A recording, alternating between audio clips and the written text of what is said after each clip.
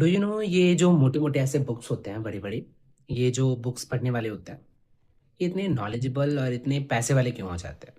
पता है क्यों? क्योंकि ये जो एक बुक है, मान लो इसे जिसने लिखा है, उसने 20-25 साल मेहनत करी, 20-25 साल की नॉलेज जुटाई और फिर लास्ट में ये बुक लिखी, है ना? अब वो बुक लिखने के बाद अगर वही बुक आपने हफ़्ते, 10 दिन, मान लो महीने में कंप्लीट कर लिया, तो उसके सालों की मेहनत आपने 1 महीने में सीख ली, है ना? जो पत्थर से पत्थर भिड़ाने में उसको सालों लग गए समझने में, वो चीज़ें आपने सिर्फ़ महीनों में सीख ली। अब जितना वो मैच्योर 25-30 साल में हुआ था, उतने आप 1 महीने में हो गए, है ना?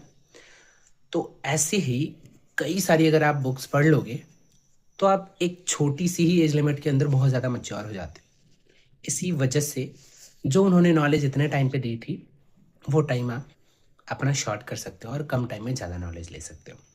तो आपको किसी भी चीज़ में इंटरेस्टेड है, वो चीज़ आप पढ़ सकते हो। अब चाहे वो आप कोई धार्मिक चीज़ें पढ़ रहे हो, चाहे वो कोई भी पढ़ रहे हो। फ़िलॉसफ़िकल चीज़ें और धार्मिक चीज़ें इसलिए बोला जाता है बार-बार पढ़ो, क्योंकि बार-बार पढ़ने पे क्या होता है ना, जितनी बार आप उन्हें पढ़ते हो, उतनी बार अलग एक पर्सपेक्टिव डेवलप होता है, जिससे आप अलग तरीके से सोच सकते हो। तो whatever you are interested in, just read 1 or 2 pages daily, it will improve yourself.